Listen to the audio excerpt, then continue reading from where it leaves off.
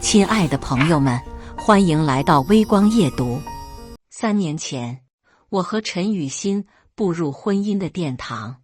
那时，我们都相信爱情会战胜一切困难。我叫张伟，我在建筑设计公司担任项目经理，他则是市三甲医院儿科的护士。刚结婚那会儿，尽管雨欣经常3班倒，我们的生活依然甜蜜。他下夜班回家，我会准备好热腾腾的早餐。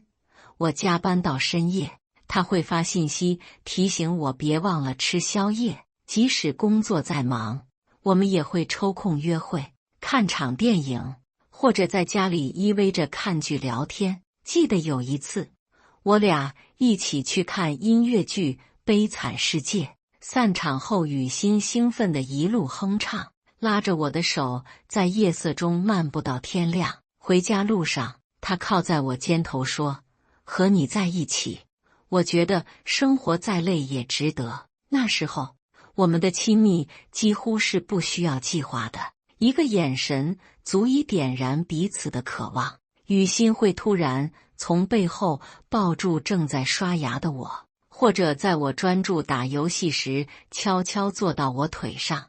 每一个拥抱，每一次亲吻都那么自然而热烈。可是半年前开始，一切都变了。雨欣下夜班回家，不再像以前那样扑进我怀里，而是直接倒在沙发上，有时甚至就那样睡着了。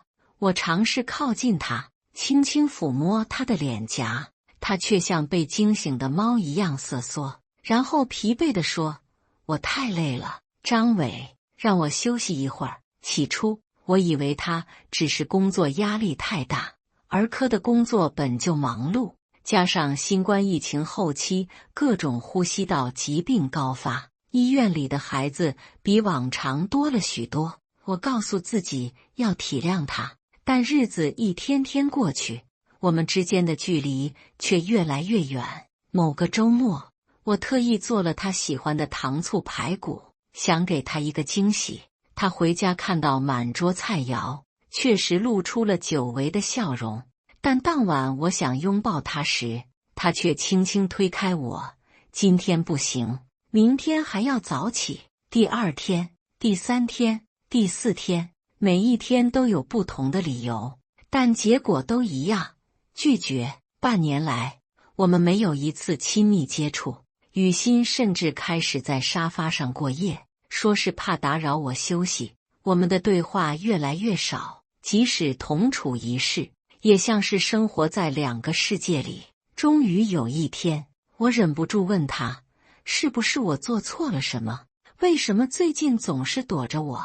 雨欣放下手中的病历，揉了揉太阳穴，没有，只是工作太累了。但这已经持续半年了。我坚持道，是不是有什么事瞒着我？他看了我一眼，眼中闪过一丝我读不懂的情绪。今天又送走一个化疗的孩子，我现在什么都不想说。说完，他拿起外套走出了家门，留下我一个人在客厅发呆。我感到一阵无力，不知道该如何修复这段每天都在我眼前破碎的婚姻。随着雨欣的冷淡持续，我开始胡思乱想。我注意到他最近常和一个叫张医生的男同事交接班。从医院监控大厅的屏幕上，我看到他们有说有笑。雨欣脸上的表情比在家时鲜活多了，不安感像野草一样在我心里疯长。一天晚上，趁雨欣洗澡的时候，我鬼使神差地翻看了她的手机。虽然没发现什么暧昧信息，但有一条她和闺蜜的聊天记录引起了我的注意。我真的快撑不住了，但不知道怎么跟张伟说。说什么？难道他想和我离婚，还是有什么秘密不敢告诉我？这个想法如同一把钝刀，日夜折磨着我。我开始留意雨欣的一举一动。她化妆的频率变高了吗？他出门时间有变化吗？他和谁通话时会躲着我吗？我甚至在下班后绕路去医院，远远地看着儿科大楼，期望能碰巧遇见他，又怕看到什么不想看的场景。终于有一天，我忍不住了。雨欣凌晨3点下班，我特意熬夜等他，想好好谈一谈。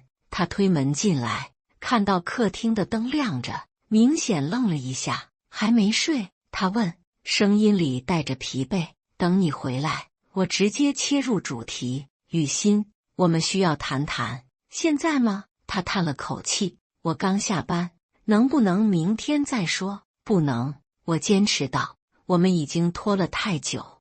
为什么你最近总是拒绝我？是不是有了别人？我本以为他会生气，会否认，但他的反应却出乎我的意料。他红着眼眶吼道，你知不知道我今天按了多久心肺复苏？一个5岁的孩子，我的手臂到现在还在发抖，而你只关心我为什么不跟你同房。他的话让我瞬间哑口无言。我确实不知道他今天经历了什么，但他也从来不跟我分享。我不知道，我低声说，因为你什么都不告诉我。雨欣深吸一口气，似乎在压抑自己的情绪。我只是需要一点空间。你需要空间已经半年了，我说，声音中带着无法掩饰的委屈。我们甚至连最基本的夫妻生活都没有。如果你有什么心事，为什么不能和我说？你不会明白的，他疲惫地说，转身走向浴室。我要洗澡了。这次冷战后，情况更加恶化。雨欣申请连上1周夜班，故意错开和我见面的时间。有几次我起床，发现他刚躺下，我下班回家，他又匆匆出门。我们就像2个轮班的陌生室友，偶尔在家门口擦肩而过。我开始怀疑，他是不是爱上别人了？是不是那个张医生？还是因为我工作的变化？3个月前我升职了，工作更忙，但我一直以为雨欣会为我高兴。带着这些疑问，我决定做最后的挽救尝试。周5晚上，我决定做最后一次挽救婚姻的尝试。我特意请了假，买了食材，准备了一桌他最爱吃的菜：茄子包、蒜蓉西兰花、冬瓜排骨汤，还有他最喜欢的提拉米苏。餐桌中央放着2张音乐剧的门票，是他大学时最爱的《悲惨世界》。雨欣在大学话剧社时曾经饰演过科赛特，那是他最引以为傲的经历。7点整，门锁转动的声音响起，雨欣走进来，看到满桌菜肴和我期待的眼神，明显愣住了。你做的？他轻声问，声音里带着一丝疲惫和难以置信。都是你喜欢的。我紧张的笑笑，手指不自觉地搅在一起。还有，明天晚上《悲惨世界》在大剧院演出，我买了票。我补充道，从口袋里掏出2张票，放在桌上。记得吗？我们第一次约会就是看的这部音乐剧。我以为他会感动，会露出久违的笑容，或许会像从前那样给我一个温暖的拥抱，但他只是站在那里，眼中流露出复杂的情绪，惊讶、感动，但更多的是为难和歉疚。5年前，那个在音乐剧散场后兴奋地与我讨论剧情到凌晨的女孩，如今只是疲惫地站在我面前，沉默不语。我小心翼翼地绕过餐桌，向他走去，试图牵他的手，但雨欣微不可察地后退了一步，避开了我的触碰。这不是第一次了，最近几个月，每当我想拥抱他、亲吻他，他总会找各种理由躲开。雨欣，我停在原地，声音有些颤抖。为什么你总是躲着我？我已经记不清上一次你主动牵我的手是什么时候了。是我做错了什么吗？还是你不再爱我了？餐桌上的烛光在他脸上投下摇曳的阴影，让我看不清他的表情，但我能感觉到他的紧绷和不安。不是的，他轻声说，眼睛看向别处。我只是太累了，医院里的事情太多，回到家我只想休息，不想再应付任何事情，包括亲密。应付，我重复这个词，心像是被刺了一下。和你的丈夫亲近，对你来说是一种负担吗？最后，他摇了摇头，苦笑道：明天是我负责的患儿骨髓移植，我必须早睡。张伟，你的心意我领了，但我真的不能去。失望如潮水般淹没了我。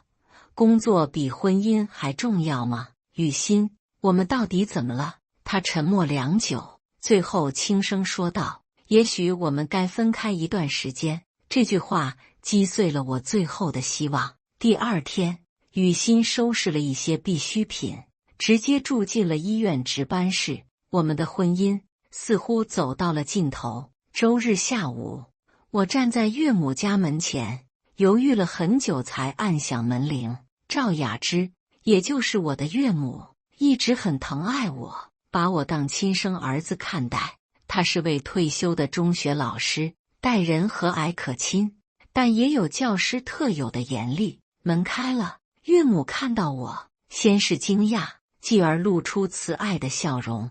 小张啊，怎么来了也不提前说一声，快进来。我跟着他进屋，熟悉的装潢和淡淡的茉莉花香让我想起雨欣小时候的照片。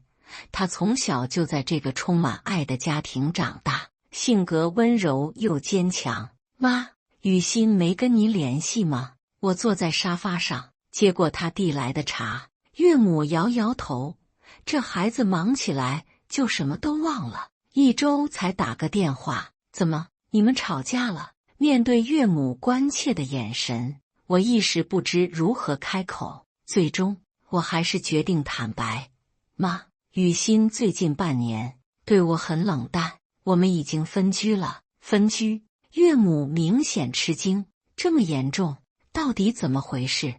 我将这半年来的情况一五一十地告诉了他，当然略去了一些隐私细节。说完后，我感到一阵轻松，仿佛卸下了沉重的包袱。岳母听完，陷入沉思，片刻后，她轻轻叹了口气：小张，雨欣从小就很要强，有什么事都爱藏在心里。她这性格跟她爸一模一样，您觉得她是怎么了？我急切地问。女人嘛，有时候身体不舒服也会影响情绪。岳母意味深长地看着我。你们夫妻生活和谐吗？这个突如其来的问题让我有些尴尬，但为了解决问题，我还是老实回答。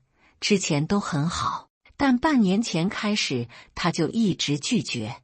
岳母微微点头，雨欣可能有什么难言之隐，她从小就这样，不到万不得已不会开口求助。那我该怎么办？我无助地问。今天太晚了，你就住这儿吧。岳母拍拍我的肩膀，明天我去医院找雨欣谈谈，你放心，不会有事的。岳母的话让我稍感安心。吃过晚饭后，她给我收拾了雨欣以前的房间。临睡前，她问我要不要洗澡，我婉拒了，说自己带了换洗衣物，明早再洗。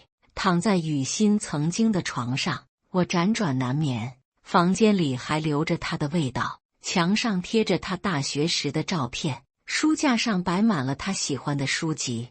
我拿起床头柜上的相框，里面是我们的婚纱照。她穿着白色婚纱，笑容如花般绽放。那时的我们多么幸福啊！半夜，我被轻微的敲门声惊醒。小张，睡了吗？岳母的声音从门外传来。我揉揉眼睛，看了眼手机，已经凌晨1点半了。妈，还没呢，有事吗？门缓缓打开，岳母站在门口，穿着睡袍，头发微湿，显然刚洗完澡。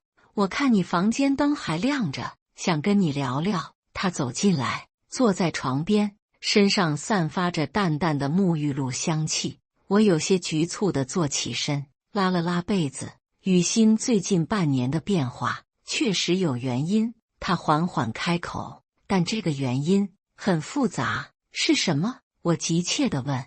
我想先问你一个问题。他直视着我的眼睛。如果雨欣有一天不能再和你有正常的夫妻生活，你会怎么做？这个问题让我愣住了。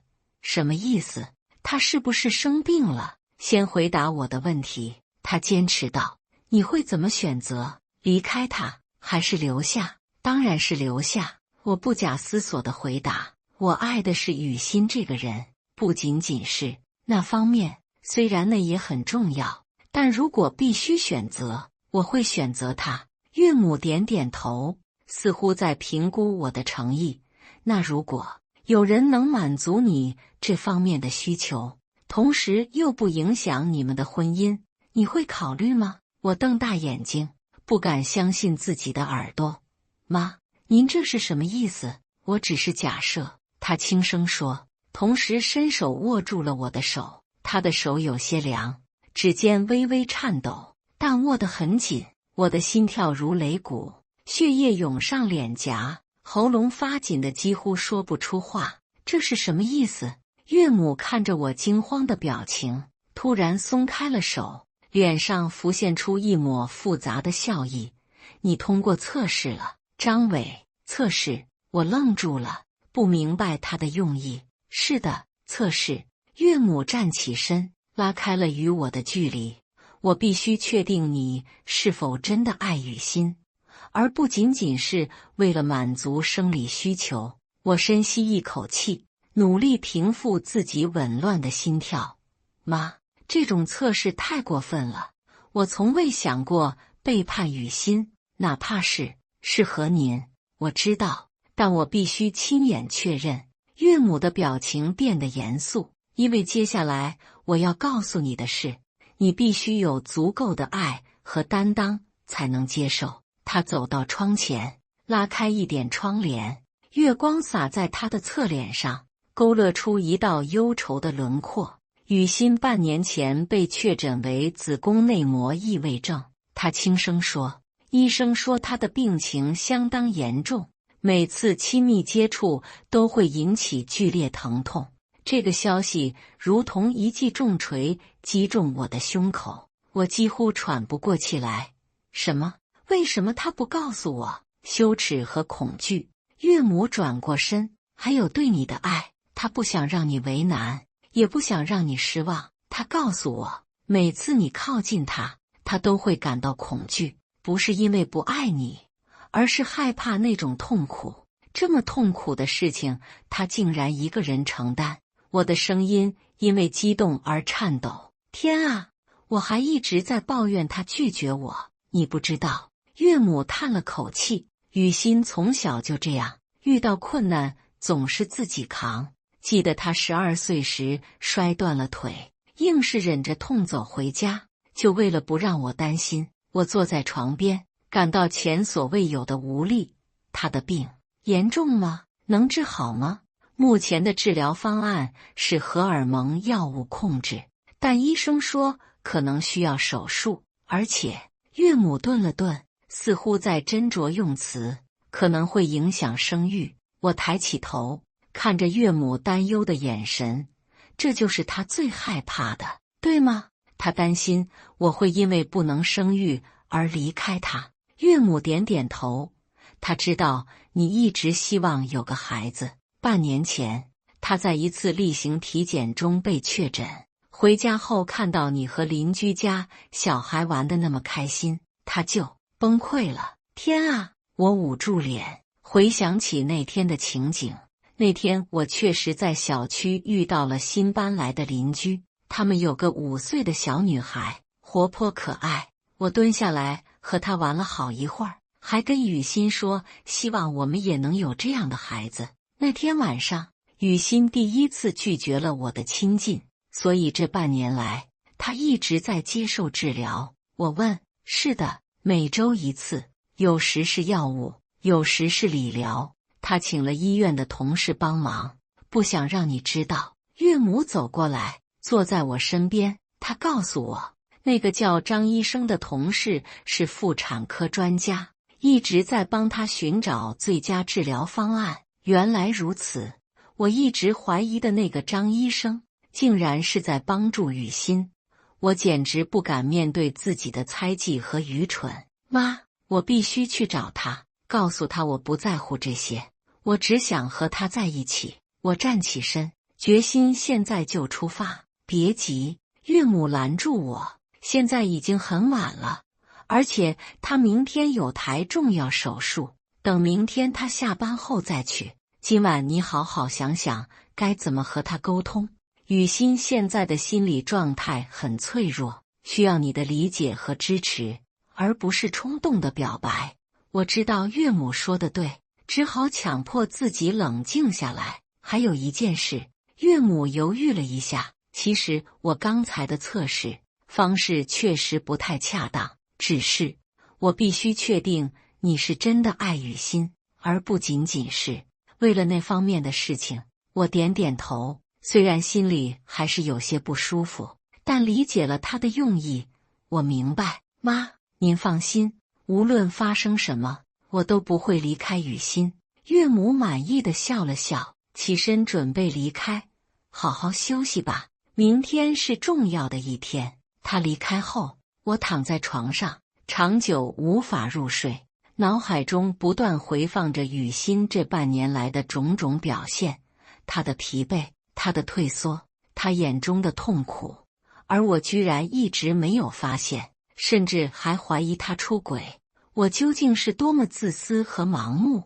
第二天一早，我起床时发现岳母已经准备好了早餐，她递给我一份检查报告，这是雨欣上周做的复查，我想你应该了解具体情况。我接过报告单，上面密密麻麻的医学术语我看不太懂，但几个关键词还是让我揪心：子宫内膜异位症、腹腔镜手术评估，疼痛指数8%。这多久能好？我抬头问道，心里已经做好了长期战斗的准备。医生说至少需要半年到1年的治疗。岳母倒了杯牛奶给我，而且可能需要手术，康复过程很漫长，会很疼。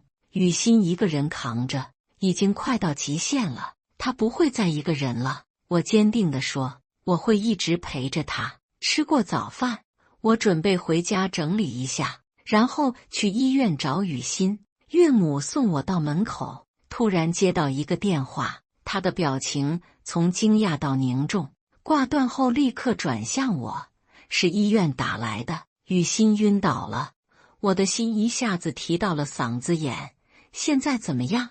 在哪个医院？就在他工作的3甲医院，同事说已经送去急诊了。岳母迅速拿起外套，我们现在就过去。路上，我的手一直在颤抖，无法集中精力开车。岳母看出我的状态，主动提出由他来开。你现在这样开车太危险了。到达医院后，我们直奔急诊科。护士站前，一位戴着眼镜的中年男医生正等在那里。张医生，岳母快步上前，雨欣情况怎么样？赵阿姨。张医生点点头，转向我，你就是张伟吧？别担心，雨欣已经没事了，只是过度疲劳加上贫血导致的晕厥，现在她在休息室。贫血？我急切地问，是因为她的病吗？张医生看了岳母一眼，见她点头，便解释道，子宫内膜异位症会导致不规则出血，长期下来容易贫血，加上她最近工作压力大，身体本就虚弱，就能带我去见她吗？我打断他，现在只想立刻见到雨欣。张医生带我们来到一间休息室外，轻声道，他刚打了镇静剂，可能还在睡，你们小声点。推开门，我看到雨欣躺在病床上，脸色苍白的像纸一样，她的手腕上扎着输液管，嘴唇失去了血色。那一刻，我的心像被撕裂一般疼痛。我轻轻走到床边，握住她的手，她的手冰凉而脆弱，与我记忆中温暖有力的触感判若两人。雨欣，我轻声唤他，声音哽咽，他的眼皮微微颤动，缓缓睁开眼睛，看到我时，他的瞳孔明显收缩，流露出惊讶和恐惧。你怎么在这儿？他虚弱地问，下意识地想把手抽回，但没有力气。妈告诉我了，关于你的病。我紧握他的手，雨欣，为什么不告诉我？我们本可以一起面对的。雨欣的眼睛湿润了，她转过头，避开我的视线。我不想成为你的负担。负担？我感到一阵心痛。你怎么会是负担？你是我的妻子，我爱你，不管发生什么。可是，他犹豫着，声音几乎听不见。我可能再也不能和你，而且医生说我可能不能生育。我不在乎，我坚定地说。雨欣看着我，我轻轻抚摸他的脸颊，让他转向我。我爱的是你这个人，不是你能给我什么。如果我们不能有自己的孩子，可以领养，可以做试管，有很多选择，但我们都知道你有多想要一个孩子。雨欣的眼泪终于流了下来。那天你和邻居家小女孩玩的时候，眼睛里的渴望，我看在眼里。我不能给你这个，张伟，我不配做你的妻子。这句话像一把刀刺进我的心。别这么说，雨欣，听我说。我俯下身，额头贴着他的额头。是的，我想要孩子，但我更想要你。如果必须选择，我永远选择你，没有任何犹豫。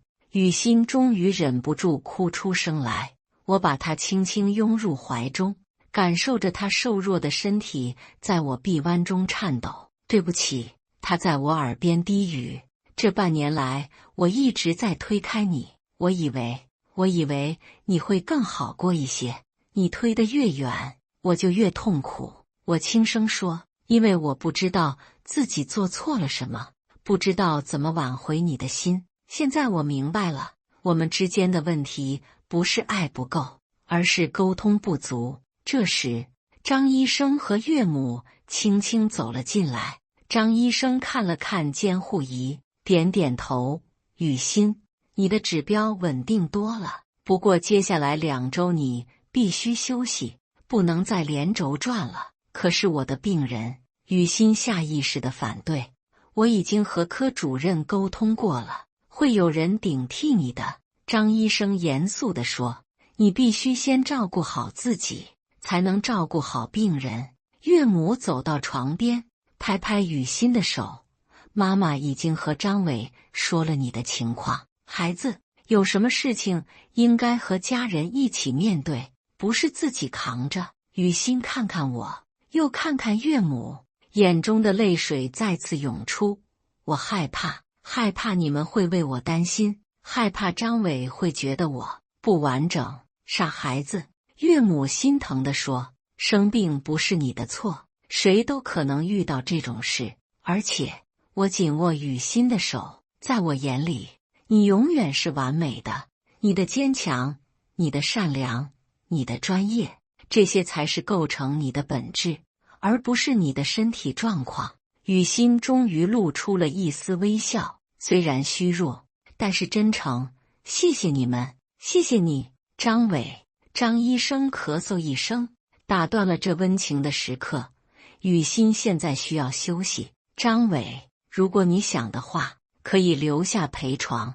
我当然要留下，我毫不犹豫地说，然后转向岳母。妈，您先回去休息吧，这里有我。岳母点点头，临走前拍拍我的肩膀，好好照顾她。剩下我和雨欣2人在病房里，她似乎累了，眼皮开始打架。睡吧，我轻声说，调整了一下她的被子。我就在这里，哪都不去。她轻轻点头，闭上眼睛。不一会儿，她的呼吸变得平稳，进入了梦乡。我坐在床边，轻轻握着她的手，看着她沉睡的面容，心中充满了爱怜和自责。为什么我没有早点发现她的异常？为什么我只顾着抱怨，却没有真正关心她的感受？我发誓，从今以后，我要成为一个更体贴、更细心的丈夫，不再让雨欣独自承担任何痛苦。接下来的日子，我请了长假，全心全意照顾雨欣。我查阅了大量关于子宫内膜异位症的资料，了解治疗方案、饮食注意事项、疼痛管理技巧等。我陪她去看医生，陪她做检查，陪她熬过药物副作用带来的不适。雨欣慢慢好转起来，脸上的血色渐渐恢复，笑容也越来越多。她告诉我，感觉自己像是卸下了一座大山，终于可以自由呼吸了。1个月后的夜晚，我们躺在床上，雨欣靠在我胸前，轻声问：张伟，你真的不在乎那些吗？我是说，我们可能很长时间都不能。嘘，我吻了吻他的额头，别担心这些，亲密不只有一种方式，重要的是我们在一起，我能抱着你，能听到你的心跳，能看到你的笑容。他抬头看我，眼中闪烁着泪光和爱意。